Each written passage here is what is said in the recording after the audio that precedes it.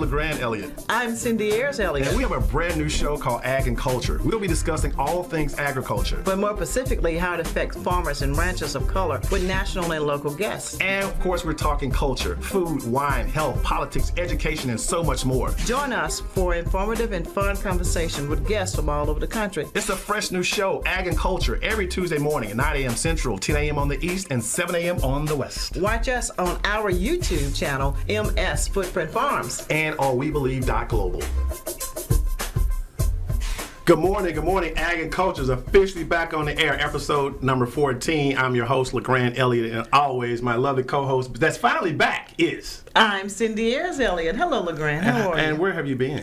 I've been traveling, doing some work as relates to policies. Okay, because we did miss you last... Did you miss me? Yeah, well, it kind of was missed, but I don't know, it was a pretty bomb show. There was a great show, some great young ladies that was there. I was so happy to see everyone. So we know we got co-hosts as we need them.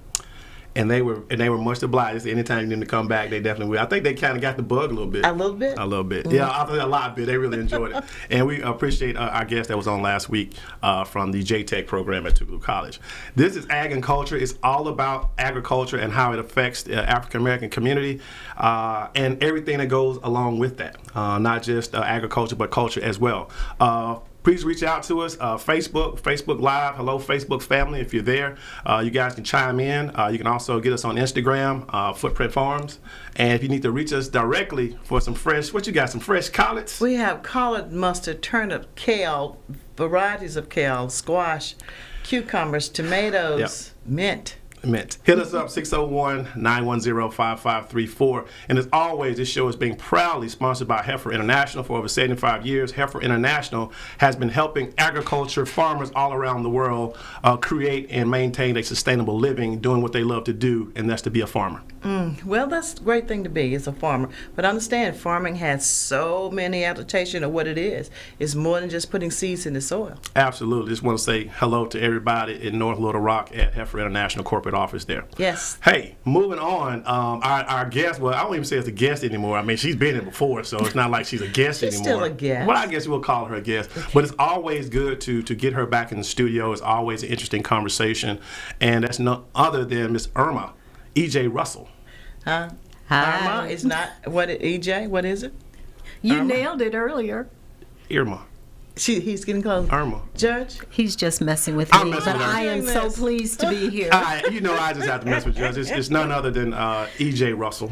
I love to call her. Former Mississippi appellate judge and also the first African-American circuit court judge of Hinds County.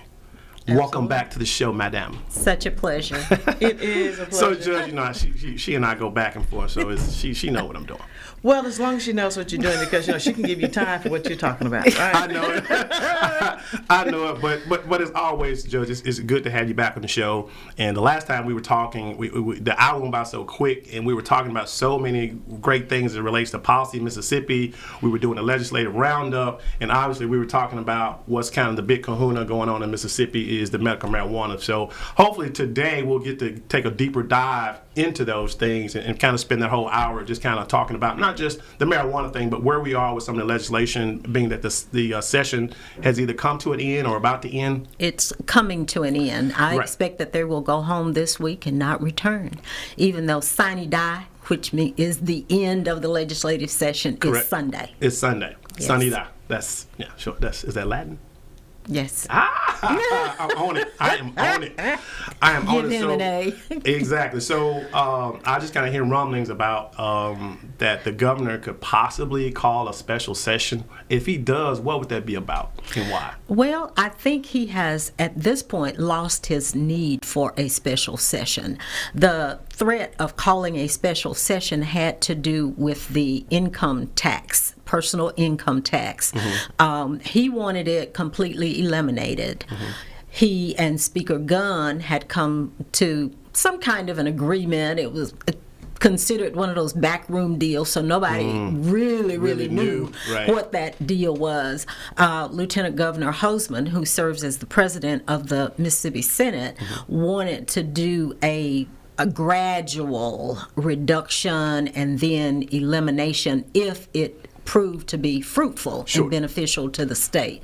So they finally came together and did something in the middle, close to the middle. Yeah, close to and that to middle was, as I think he was saying, is that the governor wanted something to be gradual, like it will start off and then it fades itself out. Or he just wanted to do it all the together? The governor wanted a complete wipeout of the personal income tax in Mississippi. And there were enough legislators, and I believe they kind of mobilized their constituents to say, this makes no sense. If we get rid of this, we're going to lose several $100 million in 1 year. And we are already struggling. We've got a surplus right now, but a lot of that is because of COVID money. Sure. And they were afraid of what that would do to our overall budget. Yeah, it would probably get us back to where it was 5 or 10 years ago when they're scraping money from robbing Peter to pay Paul for everything. Well, I think no. I think that the lottery too has brought in more dollars that we didn't have before. But there's pros and cons still on what happened with from the Senate and House bill that was out there to what we actually have right now. So we'll be able to talk about that more. And I think it's important to know that everything that was in the first one is not in the second one. Did the grocery tax bill, did groceries get affected by that one? Yes. That was one of those final pieces. There were some good things in each one of the bills, the one from the House as well as the one from the Senate. It was that total reduction of the personal income tax, which was the sticker, and actually caused the speaker to hang on to some appropriation bills for agencies. And they wouldn't have had any money after June 30th. Yeah, the new fiscal year would start It's July all 1. politics, though. It's a big part of how they play the game. I'm going to hold you hostage until I get something here. And it usually comes down to the power of three. Well, it sounded like it did. And so just so the listeners know, this is done. This is dead. So that's not on the table. It's not going to happen. Well, there is a tax bill that they passed, but it will not eliminate your personal income tax. So you're still going to have to pay some. Right. But they did eliminate the first $5,000 of your income tax on that. On that. And then I believe they lowered the percentage to about 5.5%. I'm sure I've got it here in my notes somewhere. So did they reduce the fuel tax? I don't think so. And LeGrand, to be perfectly honest, I'm not sure in my mind, based on what I know about the fuel tax and how most of those funds they go in, the Department of Revenue gets the money, but then they send it back to local governments. And those local governments are able to use some of those funds, the majority of them, for operations and to do roads and bridges in the local community. But what people have to remember also is that $80 million, the first $80 million every fiscal year that is earned from the lottery, the net proceeds, are sent to a special fund for roads and bridges. Okay. And we need to watch that. I guess I'm sure they have watchdogs that are watching that, but as that money starts to roll in, when, or those projects may have already been started, when will we start to see that lottery money under our feet? Well, I see it all the time. Okay.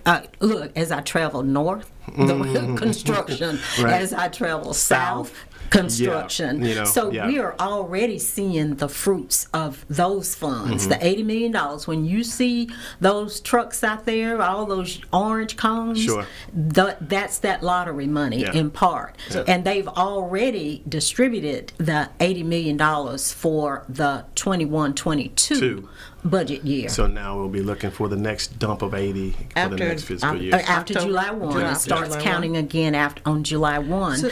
But after that, 80 million goes to Department of Transportation for roads and bridges. The remainder goes into education. Well, I would naturally hope so. The rest after the 80 million. After the $80 million is out, then everything else goes into the education budget. Right, but they definitely need a watchdog. That one. Unfortunately, and I'm going to get you some real pushback on this. Right. As I see certain school districts, they need to do some consolidation, but of course nobody wants to consolidate. Nobody wants to lose their school. But you have schools that are pretty much empty because of movement of populations and those kinds of things. If you've got a school that was built to handle 2,000 students and now you only have 500, you either need to move those students to another building at another school that's still functioning at full or at capacity. 75% capacity, or move some students there, or shut down some of the buildings, and you can save lots of money that way. I see in many areas administration is just a money pit. You have 20 superintendents. It's top heavy. I've always said that I've never seen such a hierarchy of administrators, and then the flip side of that, you watch a teacher have to go into Walmart and go into her own pocket to put, the supplies that her kids will need, not just her supplies, but also for the kids that she know that don't have the supplies, and all that's coming out of her poor pocket or his poor pocket. And you see all these top-heavy admins that you really try to figure out, okay, what is it that you do? Exactly. And that's just, to me, it just complicates the problem. And, I'm happy that the legislatures have given the teachers a raise, and obviously to me that's just a drop in the bucket, but we'll take it. But it's just disheartening to see that when you see all of these administrators, and some of them now they're doing their job and they play their role. I'm not knocking everyone, but some of that fluff in between needs to trickle down to just equipment for these kids. I mean, we see how the pandemic is kind of throwing us all of these curveballs, and every child in the public school system in Mississippi, it should be a mandate that where they have a laptop, they have connectivity. And until we really get serious about that, our kids are going to fall further and further and further behind, because we can't afford textbooks, from what I'm being told. And now textbooks are more up to date than ever been before, more electronically than in print. Right. But I agree with you that there should be more, and I think this pandemic did show us the major gaps in between what this state and other states, not just Mississippi, but other states missing as well, when you can't connect. And not just for children, also for businesses and people who want to get in business have that access. It's a major default on the state side. And it is. And you talk about economic development, that's part of it, is being e-commerce and just being digital. But let's make sure that we hold the right people accountable for that lack of connectivity. I believe fully that there needs to be a total re-evaluation of how top-heavy the district offices are, because they're too many superintendents. There's an assistant superintendent for everything. Everything. And they make good money doing that. They make, I've seen some, they make handsome figures that are just, again, it's just so top heavy. Well, but I understand the point. Again, I think people should get paid for their worth, but when you look around that for everyone, it's not over the board clear when you look at the teachers' pay compared to everyone else. And again, this is a system out that needs to be revamped. And then we need to have a plan. What happens to those schools after we consolidate? Have a plan for them as well. They can still enhance the community, not just to shut it down and become a place of vandalism. So we need to have plans for all of that. If it's, the school system, the county, the city, and state would work more together, then we can look at this. We could possibly even make that housing. The need is so great, a grocery store, things that we need, or commercial kitchen that these schools have. Now just go up and get dust or get vandalized. Exactly. And a prime example of converting a school into apartment living, good living, is right there in Canton, right across from the circuit courthouse. There's an old school. It was shuttered for a number of years, but now it's apartments and very nice, from what I understand. And so economically, you gave somebody a place to live. That's right. It's a decent place to live, and the sheriff's department and the police department. But you're also getting more taxes and revenue. They're buying things and they're spending money, and they're also keeping the building up. That's helping their the parents. beautification of it. It's a big part. Exactly. But when I was started out talking about the LeGrand has given me the signal to wrap this up, but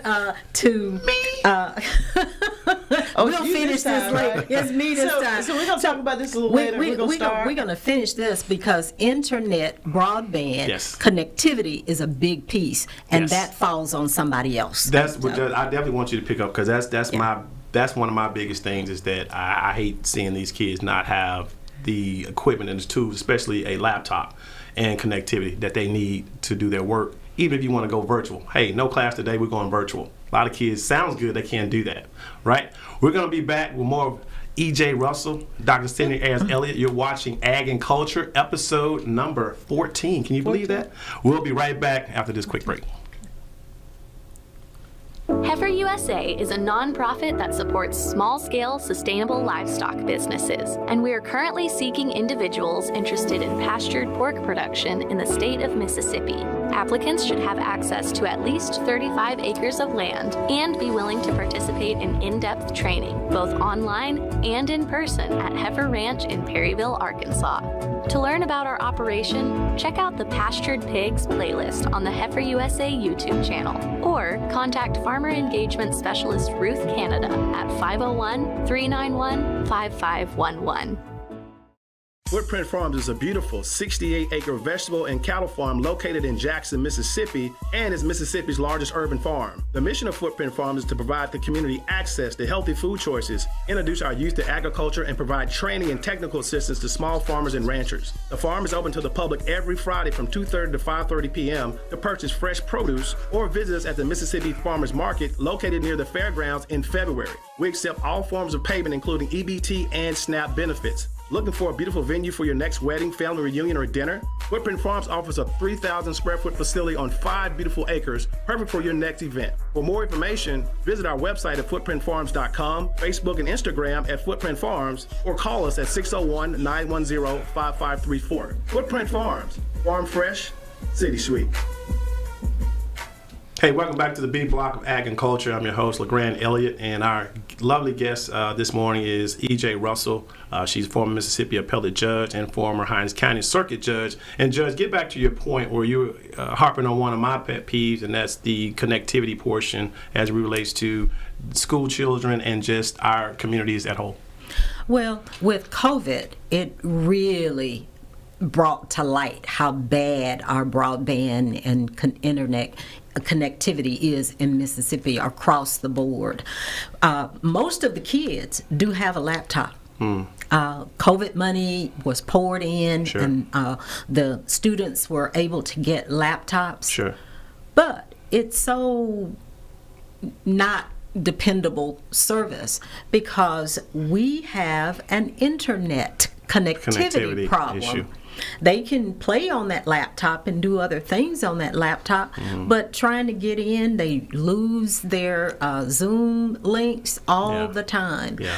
And I mentor with a group, and we did most of our sessions via Zoom. It's horrible. Yeah. Yeah. It's horrible. And I live, of course, in rural Mississippi out in the boonies, and I know it's difficult to even have a phone conversation sometimes because the cell towers.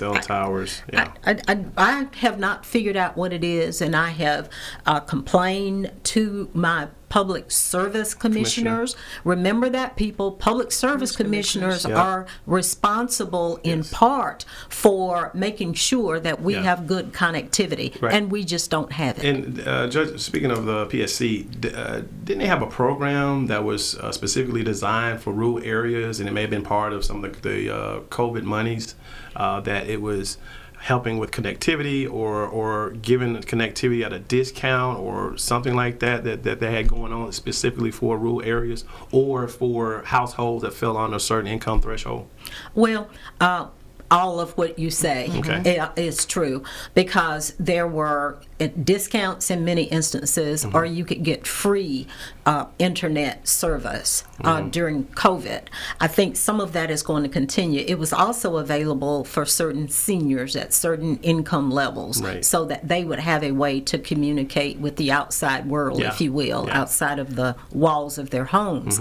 But with the children, sometimes there's just no excuse, and I just don't see enough digging going on, putting down broadband. Yeah. And especially as I travel through some of these rural areas where I live specifically. Right. So the broadband piece, that's fiber. They physically got to put that down to connect. It's not like putting up towers for your cell phones. Right. It's physical. There's cable. Cable that has to go in order for the connectivity. And I don't see enough digging to make that work as well as it should to ensure that those students are going to be able to have a connection that is dependable and consistent. And more dollars have come down for that through the Build Back Better from President Biden and Harris, Vice President Harris. And a lot of counties have received other, COVID money in for earmark for some of this. They have, along with some of your rural utility partners and associations, have gotten some of those funds as well, and they've actually started. Judge mentioned, starting to dig fiber in some of those rural communities with those rural utility associations. They've actually started some cable, but those are just small little blips on the radar when you kind of look at it holistically. Right. Well, one of the things was said is that the state itself, or what the information that a lot of them have to overlay on, is being missed. There was a meeting. The Undersecretary was in of Commerce in Jackson on Friday. Okay. And his whole reason for meeting with mayors and state officials was to talk about that connectivity that's needed, and also how minority businesses should be able to be a part of this as well. A big part of that. But even with coming in, the information that was coming from the people was saying, but still the areas that they're going in has missed me completely. Because of what they're using as their layout for how they're doing it, who's doing what where. But a lot of areas are still being jumped over. So they're looking at that now too. Yeah, and but once again, I saw some of the panelists at that meeting on Friday, and I did not see a public service commissioner in the room. Was not. And I know that Commissioner Brandon Presley has had a couple of statewide meetings, even though he represents, I believe, the Northern District. The Northern, Yeah. But talking about broadband and the need for it and how we need to approach that. But as bad as the mayors need it, as much as they talk about it, and Commerce needs it too, unless you have the people who are the master regulators of it in your state, you don't have your right stakeholders. You're missing a key stakeholder at the table. I agree with So the Public Service Commission, let's talk about that for a minute and what they do. I mean, is everybody really familiar with what the Public Service Commissioners do? That they regulate utilities? Right. And utilities include your cable, your phone services, they work with the all FCC of that as well. So and establishing those standards. So we need to be talking to and understanding. I think that's so important, Judge, what you said about who has what. You have to know where it fits and who you need to go to, just like in any other agencies who do what when, to know where you go to, because I had a lot of farmers to go to one agency and they says we don't do that, but they didn't tell them you need to go to this agency. They just said this is not the one. Yes. It's just kind of like when you call a business and that business, and you say, hey, I want X, Y, and Z. Well, instead of maybe trying to figure out what it is that you need, they just go, oh, hold on, transfer you real quick. Not asking you. It could be something simple. Hey, what's the address? Exactly. So I agree with you when you say that, is that people have to be aware and also be helpful in the process of letting people know in the direction of it, because we all assume, because we're kind of in the political know, we've kind of grown up with this stuff and we kind of know, and we play with these acronyms, but a lot of people don't really know. This is right here in Mississippi, and the functionality of it, a lot of times it's always in the dark, because people kind of know what MDOT is, but when you start talking about the PSC and all that, they're kind of, wait a minute, what are they and what they do? And they have really a life hold on your everyday living.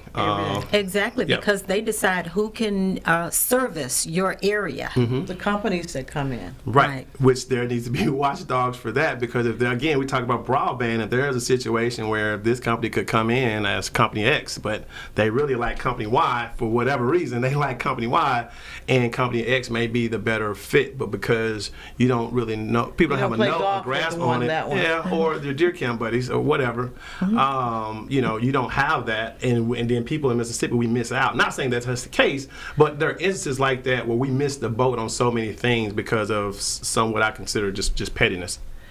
Oh God, the pettiness is in all caps. Yeah. Because I don't like the way your dog is, or you didn't help me 20 years ago on a bill. Yeah. Instead of thinking about what is in the best interest of the constituents. Exactly. And all. But let me tell you a little bit about teacher pay raises. Yes, we were talking about the lottery money going to education, and people need to watch for that and how it's being spent, as well as the highway money, because it presents, it's so much money, it presents such an opportunity for somebody's fingers to get sticky.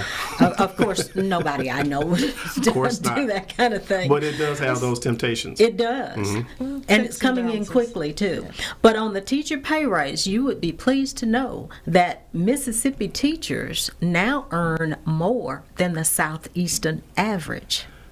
Say that one more time. For the first time. Say that one more time, just so. Mississippi teachers will earn more than the Southeastern average. They have been fighting for years just to get to the Southeastern average. And this year, for whatever reason, the legislators were open and gave them a little bit more than the Southeastern average. And a $5,000 a year raise. That's substantial for Mississippi. It's substantial. That's substantial. And they've built in some continuing raises, which is great. But now a teacher with a baccalaureate degree will start at $41,500. And that's not a bad living for Mississippi. No, it's not. And congratulations to the legislators for doing their jobs. Exactly. And utilizing the dollars. I'm just saying. I mean, I'm not going to give you a cookie for that. I mean, you should have been did that anyway. But well, I'm glad they did it this year. I am. Now, because teachers a lot of times leave the profession before 5 years, they also gave some incremental raises for every year. You start with that $41,500, but you know that next year, if you do your job, you're going to get between $400 and $600 more per year. Per year, up to 5 years, and then at 5 years, you are going to get between $1,200 and $1,350 based on your certifications. Sure. And then at year 25, you're going to receive a $2,500 increase. And that's probably not, it doesn't say this on the summary of the bill, but that probably doesn't include just general cost of living increases, which is usually about 2% or less. Right. 5.5 or 2. But that's good, because we always talk about, well, we want to keep our best, and we want to keep our best and brightest. Okay, well, show us you want to keep your best and brightest. You can't expect your best and brightest to stick around to do the yeoman's job of educating children and expect them to stick around at almost what I would consider almost an unlivable wage. So I'm really glad that it has finally started to catch on, and maybe it did take a pandemic for people to really sit back and look how important our teachers are to our children. And with that, I'm happy. I'm glad that our legislators on both sides of the aisle decided to do what was right for Mississippi. And you can do so much more of that. And I hope that's just a stepping stone to say, like, you know what, guys, we actually did it, and it's okay. It's okay. It is okay. Yeah. So that's one of the big things, and that's so important. But what else you got over there on the paper? Well, that was big, and I concentrated on two big things today, and that was that tax reduction, which of course is going to reduce your overall tax, as I said earlier, to 4.6%. This is your personal income tax over the next year. There's a difference between the state income tax and the personal income tax. No, your personal is your state. Yeah. Mississippi personal income tax. You still got to pay for the feds. You're still going to pay the feds. You still got to pay the feds. But usually when they do that, Judge, that means that if you're taking this away, where are you going to tax me next to make up for what we used to have? They wouldn't do a thing like that. No, they wouldn't do that. Well, and that was one of the sticking points, that they just didn't want a tax trade-off. So the monies that they are taking away from taxing, they're not looking to replace it with another tax. That's so the beauty to of me, it. and I know it's the beauty, but it also tells me that means you should have been taxing me anyway if it's something we can get rid of and you don't have to backfill it with anything. Well, but we are getting more money from the lottery. Okay. We got casinos have just been busting at the seams making money. And it seems like we've seen more money happen with the lottery, and you hear more talk about that than you do the casinos, and they've been around forever. Well, that's because it's new. Yeah. But trust me, the money is coming. The money is coming from the casinos. As my former governor said, the casino. The casino. Yes. The money is coming in from the casinos, and they are all up in terms of profits and earnings for the last 2 years. And education is a big part of that too. The money from the lottery. No. Where's it go to? No. You said lottery. Yes. The lottery, yes. But the gaming. The gaming money goes into the general fund for economic development. For whatever they choose to use it to fund agencies and everything. And people have always, in their minds, decided that the casino money should go to education. Trust me, that was never a designation in the law. It was never specifically designated. It was an assumption. Well, people just automatically, we're going to put it in. No, we're going to put it here. We're going to put it there. No, it was always designed to go to the general fund to help fund your law enforcement, your highway patrol, those operations. And when we say highway patrol, it does more than just put troopers on the roads. Yeah. You know, that's where you get your driver's license. Yeah. And how many people in Mississippi have driver's license? Or your ID. Or your ID and all of those kinds of things. So we'll talk a little bit more about the lottery. Well, not the lottery, but the casino, and then medical marijuana when we come back. It's about that time. It's about that time. That's where everybody definitely wants to hear. Guys, we're going to talk about the cannabis. We're going to talk about medical marijuana. You're watching Agriculture. It's episode 14, and we're going to come back with Judge E.J. Russell. We're going to talk about some marijuana. You're watching Agriculture. Mary Jane. Heifer USA is a leader in regenerative agricultural practices, like our pastured pork production operation. Raising pigs on pasture allows the animals to flourish in their natural habitat while building organic soil matter and restoring soil biodiversity.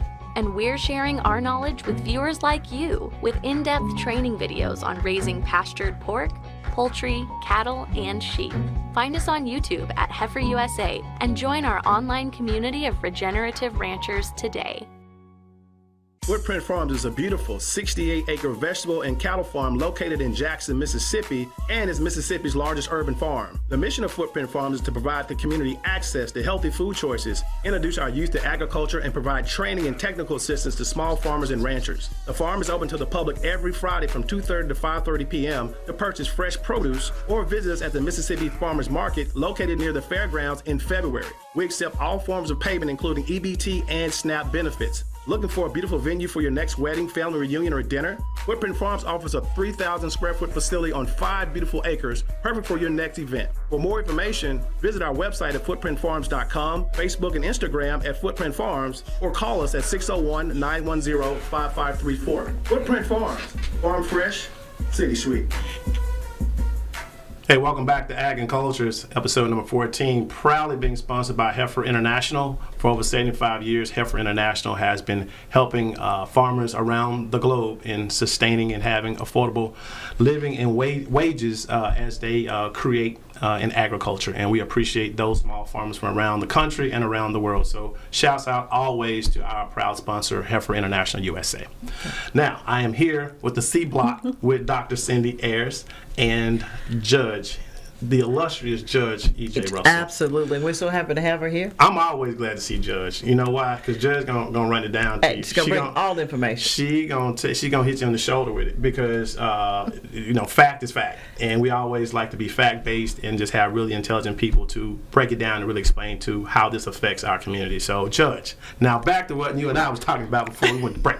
Hey, everybody want to say, "Oh, it's cannabis." It's cannabis. It's marijuana. Okay. You know, Well, it's in the liquid name of the form. bill is Mississippi marijuana. Thank you. Marijuana. What is this cannabis? Like, well, wait a minute. No, it's cannabis. You know. Is it Mississippi Don't nobody medical know what no cannabis Like, is. what's cannabis? Oh, it They is know what cannabis. marijuana Cannabis. You talking It's about the cannabis? plant medical itself. We're gonna talk about it. We're gonna tell you everything we know. We're gonna be like the refrigerator. All right, man. Judge, it's on you. Let's start off with what people been wanting to know. Yeah. When is it coming? What do I need to do? And how do I make some money with it, or how do I get some of it? Yeah. Which one? Oh, well, Little I things. tell you. So just the yeah, little things. Just the little things for people who are not wanting to get into the business, but people who may want to indulge. What are some of those criteria and baselines for people who will have, some serious medical challenges and that will qualify for that? Just the law and how they're written to make sure you don't do something you shouldn't do, because that's still a slippery slope, especially when it comes to that in law enforcement, and nobody really has figured that out yet. So what are just some of the baseline features of here's how it works, here's who qualifies, and here's how much you can have, and just those little minor things? So start where you want to start. Just those little minor things. Just those little minor Start where you things. want to start. And as we move to those minor things, which for most people who suffer and need medical marijuana for treatment of their illnesses, it's major. It's very major. Now, a couple of things I need for people to be watchful of over the next 60 days. Is your county or city opting out? And what does that mean, to opting be out? Aware. Yes. You need to follow your city council. You need to follow your board of supervisors, because there are many jurisdictions that are choosing not to allow medical marijuana in their space. Okay, and let's get a little bit more specific. I mean, I know that Rankin County and Madison County are on the verge or already have opted out of having that. So when a county or municipality opts out, Judge, exactly what does that mean, and what does that mean for that person living in those communities? Well, let us kind of back up and be clear. Sure. Madison County nor Rankin County have taken a vote on opting out. However, the municipality of Brandon, the municipality of Ridgeland, are at least two in each one of those counties that I'm aware of that has opted out. If Madison, the city, has not opted out, it most probably will. But all is not lost, my friends. You have the ability to get a petition with 1,500 signatures and have a referendum which then would require a vote. And you gotta get people to go to the polls to vote. So here we if go with you that want again. to keep it. Everything comes back to voting. But I know that, and it comes back to voting because usually the odds are favorable to people who don't want it. Well, what's written Because originally. it's like, okay, we'll go back to the polls. And I get it. You got to vote, and these are important reasons why you have to vote. But to me, it always seems to go back to having to vote on something, because they're going to play the, they're going to hedge their bets that people won't come out and support. And they're right in many instances. So we put but if this is important to you, you've got to stay woke. I agree. And not allow it to happen. Now, these jurisdictions, and I say that because it's municipal, it can be a city, it can be the whole county. But if they opt out, they must do so within 90 days. That's why I say you got to be watchful here over the next few weeks. 90 days from the date that the governor signed the legislation. And that was February 2nd. That was February 2nd. So you got March 2nd. You're working on 60 days with April 2nd. So, and then you'll have May. But you need to watch. So it'll be within that 90 days that they say, okay, there's going to be a referendum. And no, for them to opt out. They're going to opt out. And then the signatures. Well, that's what I'm saying. The signatures to put it back on a ballot to be voted on in those counties. Not statewide, but just those counties who are opting out. So let's just look at conservative. To me, I mean, both communities are very conservative. So the likelihood of it them getting their way, to me, is going to be greater than well, not necessarily so, because you also have a lot people that's there to have chronic diseases, and they are in a lot of pain. I agree. And they have loved ones that are. And they also look at what you're taking right now with the pharmaceuticals and what they're doing to the rest of your body. Right. If you continue to do that, you know you're going to have death sooner. So, and the addictive nature of those opioids. Absolutely, opioids. And Lord knows that my friend Congressman Guest has been very instrumental and very straightforward in taking charge of the whole opiate thing. So I would hope that would have some relevancy, on that. But so how would this work, Judge? So let's just say they do that, and they say, okay, we're not going to have it in Brandon, and you have somebody who lives in Brandon goes to Jackson to purchase their medical marijuana, all legal, and they bring it back to Rankin County. They are stopped on Interstate 20 in Rankin County. The SO or whoever asks, is there any drugs in the car? And you say yes. And you present the drugs and you present your marijuana card. If you're in that community, what's the ramifications of that if they've opted out? Because that's going to happen more so than none if these communities are going to do that.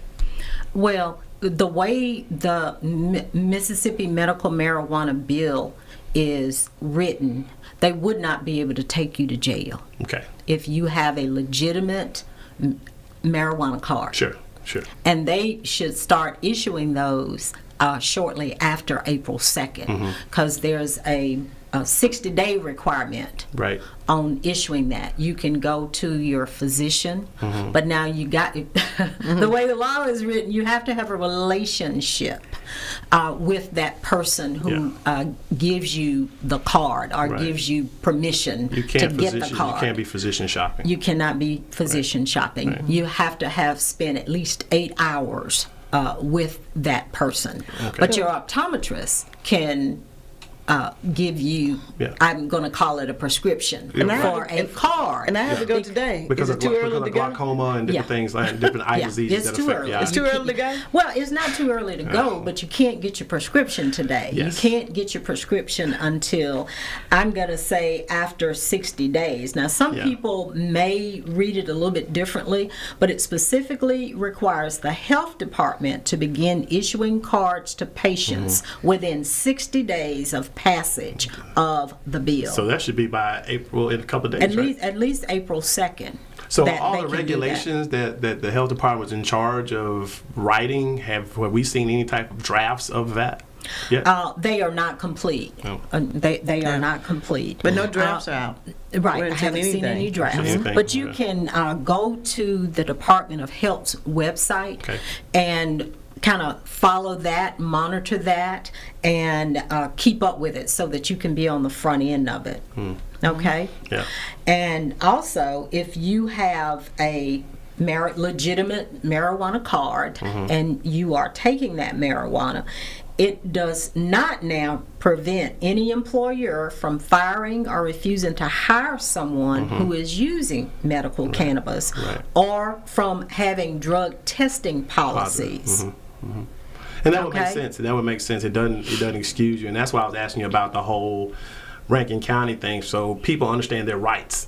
I'm not saying that law enforcement will do something unscrupulous, but I'm saying that if you don't know the law and how it works, they could easily say, okay, well, I'm taking you to jail.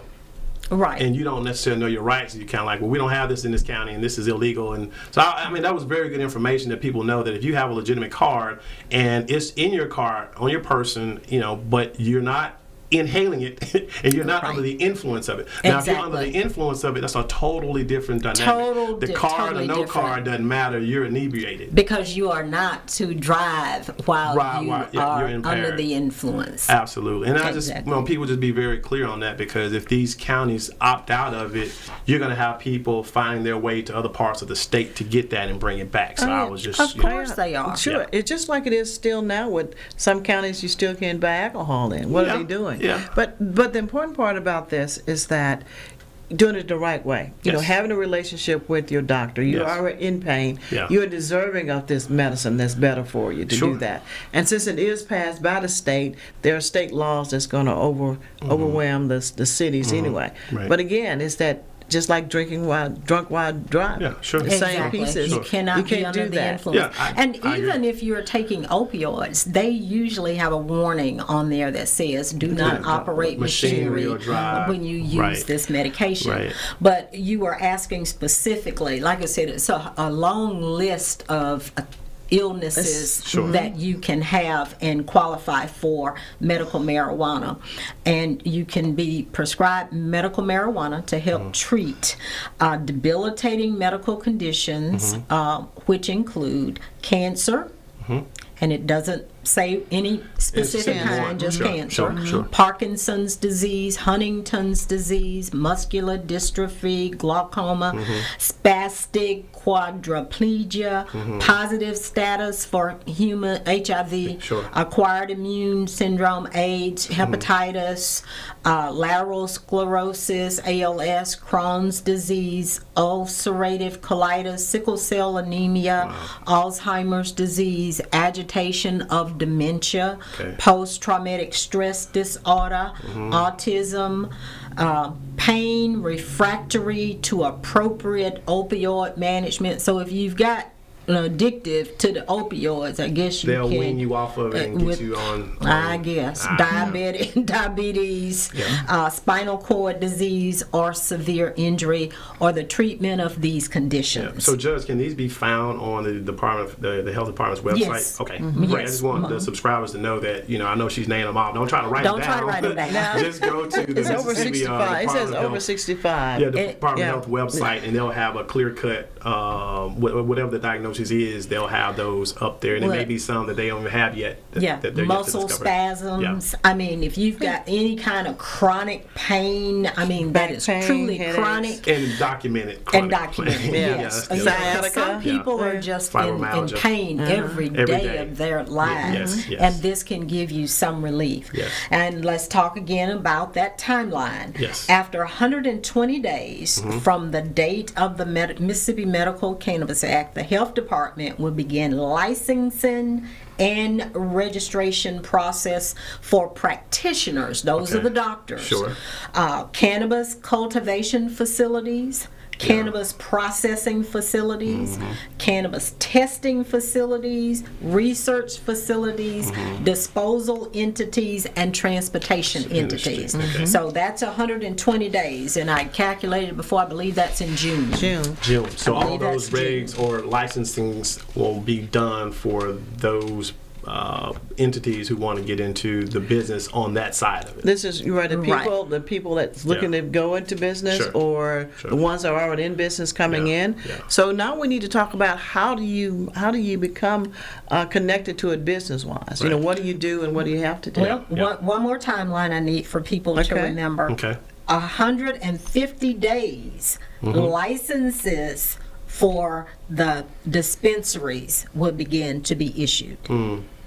They'll start taking applications at 120 days, and then at 30 days later, they will begin issuing those. And we really want to talk about that, hopefully in the next segment, because you need to be, if you're going to do this, we're already late, but these are some things you can do and what you need to know in order to at least know what's going on with it. And that's what we want to do, because there's a couple of things, because I've been seeing signs pop up saying medical marijuana evaluations. And I'm like, okay, what is that? So I want people to kind of be aware and go into this with both eyes wide open and not get caught up in some mess, but on some stuff you saw on the side of the road.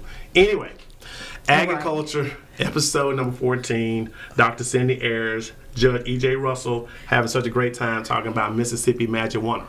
We'll be right back after this quick break. It's marijuana. At Heifer USA, we believe the backyard gardener can have a huge impact on their land, in their community, and on our climate. That's why we provide free virtual workshops for beginning, intermediate, and professional gardeners, teaching regenerative methods for growing healthy food while improving soil quality. Find us on YouTube at Heifer USA and join our online community of regenerative growers today. Footprint Farms is a beautiful 68-acre vegetable and cattle farm located in Jackson, Mississippi, and is Mississippi's largest urban farm. The mission of Footprint Farms is to provide the community access to healthy food choices, introduce our youth to agriculture, and provide training and technical assistance to small farmers and ranchers. The farm is open to the public every Friday from 2:30 to 5:30 p.m. to purchase fresh produce or visit us at the Mississippi Farmers Market located near the fairgrounds in February. We accept all forms of payment, including EBT and SNAP benefits. Looking for a beautiful venue for your next wedding, family reunion, or dinner? Footprint Farms offers a 3,000 square foot facility on 5 beautiful acres, perfect for your next event. For more information, visit our website at footprintfarms.com, Facebook and Instagram at Footprint Farms, or call us at 601-910-5534. Footprint Farms, farm fresh, city sweet. Hey, we're back, Ag and Culture, episode number 14, having a great, real good powwow, talking everything Mississippi legislative session for the 2022 session. Having a good time talking to Judge E.J. Russell, and she's really breaking it down to us and giving us the actual factuals. Right, Dr. Harris? Yes, she's doing that, and we're getting ready to get down to some real nitty-gritty. So this is something you really want to listen to if you're interested in being a participant in growing or harvesting. So we're going to just give you some information about what's available, the size, and the money that's needed. And when you're saying that, you mean, okay, if you're ready to dive into the business of medical marijuana, we're going to talk about qualifications, applications, and dinero.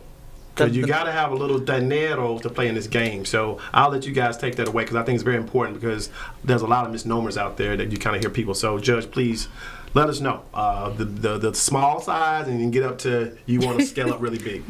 All right, and I'm going to let Dr. Ayers do quite a bit of that. But one thing people need to remember, you can't grow it in your backyard, guys.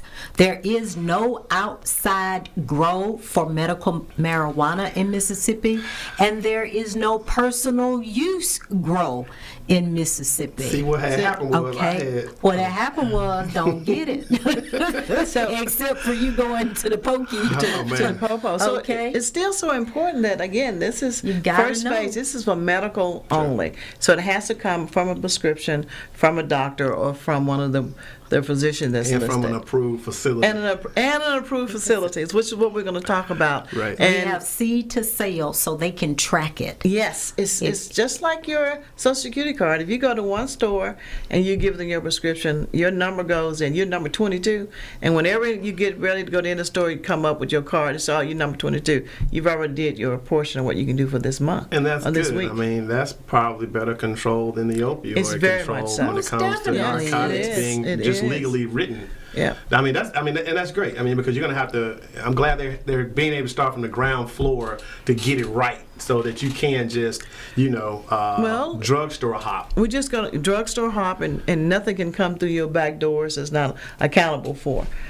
So no under the table. So no I'm going to say that one more time. You cannot grow it in your backyard. Or your coffee cans. Or in your living room. Exactly. No personal use grow. No. And no business grow, even though you may have 100 acres of land. So I can't have none of the big mama? No. And it has to be in a facility that has a door and a lock. It has to be able to be secured. Okay. And you have to be secured. Right. So, and that gets to it. Okay, now, obviously, we can't do that. We're telling people, look, the bottom line is you can't grow this stuff yourself. You have to be licensed. And that's kind of what I want to get to, is a licensure. Obviously, people want to get into this business, whether it's going to be storefront, whether they're going to be growers, whether they're going to be added value products to transporters. So if I wanted to get into it, let's just say, in most people's case, I'm going to say most are going to want the storefront deal, right? So if I'm looking to do that, because that's usually the consumer part, the retail part is usually very attractive. So if I want to do that and I want to get the application process started, what does one have to do? Well, go for it, Doc. Well, again, you're talking about being a dispensary is what you're looking to do. Right. And again, that is the end user. So if we're just going to look at being a dispensary, let me go and pull the numbers, because I was going to take you through the micro, everything you have to do we'll first come back to that, but do it. You definitely do the micro part, because I think people need to know you don't necessarily have to have 200,000 square foot warehouse. Exactly. You can Yes. actually be on a micro scale. So please go. There into are that. micro scales. There's micro cultivation and there's a micro growing. It's all a small piece and it goes larger and larger depending on where your money is. Right. So if you're going to look at being a micro, which is going to cultivate it, is to grow, and your canopy is your size. And again, everything has to be inside buildings. Inside. So you're going to be looking at aeroponics, hydroponics, or a different way of growing. It will not be soil or soil based differently. Not Yeah, like you could be on the inside and you could kind of have a raised bed situation, as long as it's not it's not on the ground, but it's inside. and it's soil. And Right. It has to be controlled. This is Yes. medicine, people. Yes. Yes. And it has to be of a certain Certain quality. quality. So putting it in the ground, you don't know what that groundwater is going Absolutely. to do to it. And when I meant that, Yeah. I meant like a raised bed type Yes. of situation where it's not in the ground, but you put the soil in and it's growing. yeah, and they're Okay. growing and growing. All right. So the canopy size, 1,000 feet or less, is a one-time. And the thing about this, and to be able to get a license, first you got to do the application. Yeah. So first there's the application, and it's non-refundable. And how much is Well, how if much you're is gonna the do, application if you're gonna fee? do 1,000 square feet, it's $1,500 for the application. Okay. And then if you're lucky enough to get the license, then it's $2,000. But you can only grow up to 1,000 square feet. So I can have my 1,000 square feet that's enclosed with the door and Enclosed. secure once I get my license That's part of it. And that's to grow. to grow. Now, and also to do so tier 2 of that, it's still in micro, is more than 1,000 feet, but less than 2,000 feet. So you Okay. go up from 1,000 to 1,999. So I'm about right at 2,000 square But, feet. yes, How much and is the fees go up? The as fees you- go up Okay. as you go up with more to grow, more space. Gotcha. So that one is again a one-time non-refundable application fee is $2,500. $2,500. And the license for that is $3,500. Yeah. So you go on and on. But if you go down to the next size up, you're gonna have some 5,000 square feet. Yeah. It's gonna be $5,000. Okay. For the application fee, For the application fee, non-refundable. And then you'll be looking at $15,000 for the license yearly. And that's what I was going to say. It's so, annually. So if I put in 5,000, I'm really betting on myself, because if I don't get it, then I got to be ready to part ways with that 5,000, because a lot of people don't know that money is non-refundable when it comes to the application fee. It's true. Right? You don't get it back. So you don't get that back. You No. don't get that back under any circumstances. No excuses, nada. When you pay that application fee, it's gone. That's not right. It may not be right, but it's It's I mean, gone. I'm just saying, I know I can't change, but that's just kind of That's it. cold-blooded. But I get it. You want to play in this game, in this space. So you can go from 15,000, you can and you play that Yeah. every year. Every year. Once But you get if you actually awarded the license. if you're awarded a license. So Okay. it goes from that all the way up to 100,000 square feet or more, which is 60,000 for the license, for the application fee. I'm sorry, what was the square foot on that? That's from 100,000 square feet So and more. you stopping with the That's big the dogs top. then. That's it. Okay. You can go as much as you want to go up to 100,000 square Okay. feet, and you'd be looking at a one-time application fee of 60,000. 60 grand. But you'd be looking at $150,000 annually. Oh yeah, that's. I mean, So if you doing that's- it right, that's a drop in the bucket. Right. Well, that's for growing it, but now you Yeah. also got to have the processing one. Right. So each time you go through a different phase, it's a different That's a license. different license. So you have to have that license too. And again, those license starts from that. For that 2,000, again, you got to do another application fee. So And every then you do that. every step. So Every step if of I the want way. to grow it and I want to harvest it and I want to do whatever else to it, I got to have 3 separate licenses for it. Exactly. And that's right. And then you want to And those process it. application fees as well, and the yearly. Go all the way They're up. non-refundable. So if you're looking at your dispensary, and then that you have a talked about- renewal fee. Yeah, every year. That So whatever it's not that- a one-time right. licensing It's a fee, it's a one, that renewal. one, if it's 120 for 200,000 square feet or whatever, It's the that same. 120 is annually. That's annually. Oh, okay. So now what you're talking about as a dispensary, well, it's only a one size fit all in this dispensary piece. Okay. You can go one-time non-refundable license fee.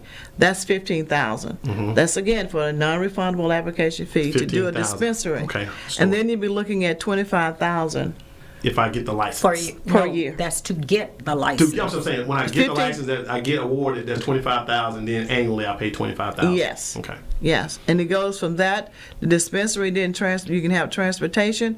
If you're gonna do transportation of it, it's a 5,000 application fee, 7,500. But remember now, this is just to get the license. Everything else you gotta have ready to do yourself. Yes. You Your gotta have a trucks, and there'll be a building, certain you kind of gotta- trucks that Yeah. you're gonna have to be able to Yeah. use it in. The building has to be a certain size. And you got to look at the lighting and the controlled temperature, everything that goes in So there. this would be just like a construction site. If you're building something new, the health department would have to come in and basically give you that stamp of approval that you're all set and ready to go. Yes. Even after you got the application, you've been awarded a license, you pay for the license, now you're ready to go. But the health department is going to be policing transportation and testing. Dispensaries. The other part about this, you got it for testing. So it's a cost for testing. Yes. If you're going to be a tester and be able to test the products for others or yours, there's an application fee for that too. Right. Yeah. And that starts at $10,000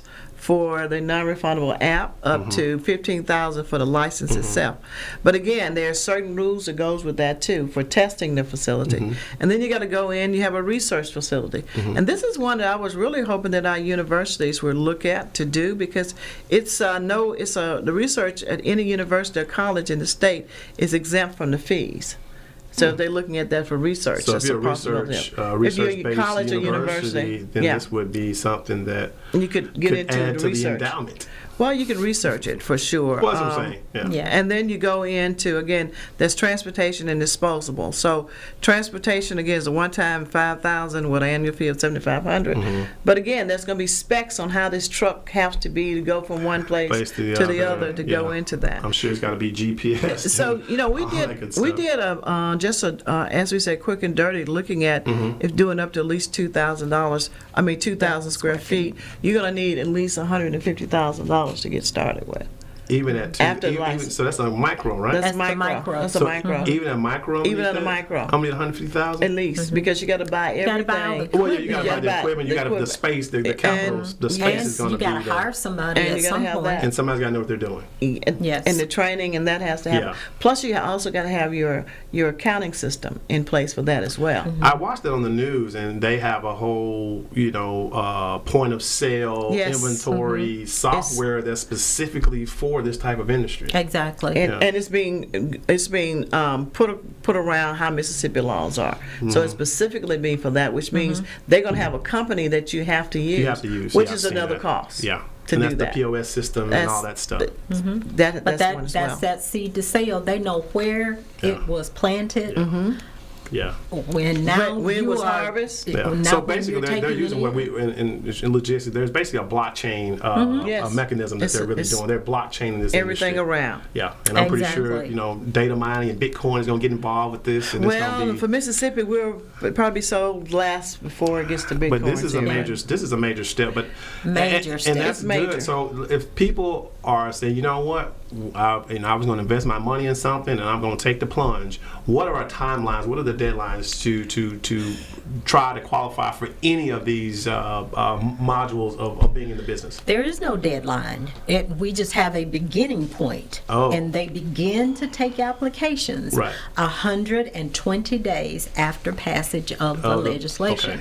And I think they did that deliberately. Now, this is EJ thinking, because they don't know, with all these fees and stuff, they don't know how many applications they're going to get. If they get overrun, they may try to do like a moratorium of some kind when the legislature comes back in. And that's probably what's going to happen. They're going to get, they know they have a number in their head, and once they reach that number, be it retail, be it disposal, whatever, they're going to basically, those people are grandfathered in, so to speak, and they may not release it again for another 5 to 10 years. Well, that we don't. It could.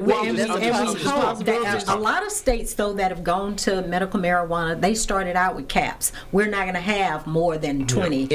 We're not going to have more than 5. A dispensary, we can't have more than 1 in the county. And so we are lucky in that if you want to get in early. Get in early. It's always, not enough time. We're going to continue this. Episode 15 is coming. You've been watching Ag and Culture. Have a great morning. It's coming. More information is coming. I'm Cindy AYERS-ELLIOTT. We have a brand new show called Ag and Culture. We'll be discussing all things agriculture. But more specifically, how it affects farmers and ranchers of color with national and local guests. And of course, we're talking culture, food, wine, health, politics, education, and so much more. Join us for informative and fun conversation with guests from all over the country. It's a fresh new show, Ag and Culture, every Tuesday morning at 9 a.m. Central, 10 a.m. on the East, and 7 a.m. on the West. Watch us on our YouTube channel, MS Footprint Farms. And on We